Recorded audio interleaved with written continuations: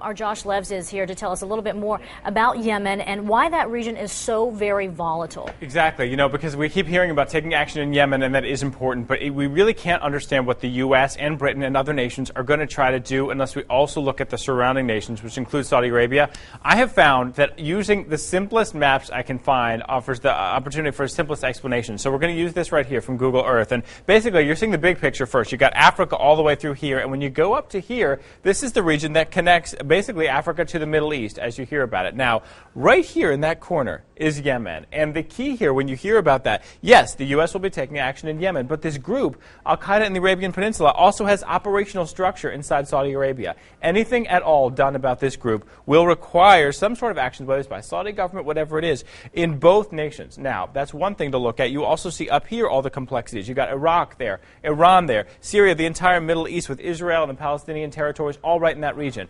Now, if that wasn't complex enough, this is what I'm going to show you now. A bigger map here. We've made it bigger. This is Yemen here, and here's what I want you to see, something not everyone is thinking about. I showed you what's north of it, right? You got Saudi Arabia, you got all those nations, but we're going to come down here south across the Gulf of Aden, and this right here is Somalia. Now, a lot of us familiar with the piracy concerns in Somalia. There's been this huge power vacuum there. It's been a breeding ground of terror for Al-Qaeda, and you have seen that there are terrorists, there are Al-Qaeda network operatives who have been managing to work their way over from Somalia up across that Gulf of Aden over here to Yemen. So it's really important to think about all that when we understand what's happening. One of our experts spoke about that and the challenges inside Yemen itself on American Morning.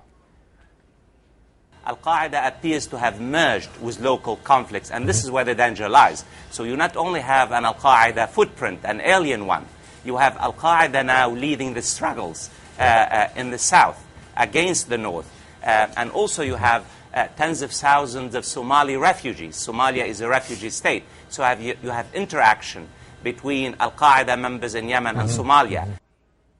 So, to summarize all that, you've got serious complexities in that region. You have the complexities in Yemen, then you have Saudi Arabia just north of it, then you have that entire Middle East structure, and on the south side, you have Somalia and all the challenges there. All of that is the big picture for any action the United States and other nations try to take with respect to this group that has operational structure inside Yemen, guys. So terrorist issues, geopolitical issues, but also, as we were looking at that map there, Josh, oil. That's an important economic point. Economic issues as It's well. critical because Saudi Arabia is the biggest supplier of oil to OPEC, and the U.S. relationship with Saudi Arabia is important as well. And as we know, the Saudi government has been taking actions against Al-Qaeda over recent years. So you have all that. You also have oil transport throughout the region as well. So all of this is really important economically to what fuels our economy currently. It goes through that very small opening right there in the Gulf of Aden. It's a tiny little area. There's a lot of it that travels through that area. He's talking about this area right through here, the Gulf of Aden, and this is what I made bigger over here. So again, anytime you hear about that, what you have to keep in mind is there is this economic structure. Sorry, I confused you. Yeah, zooming way out. This is the Gulf of Aden.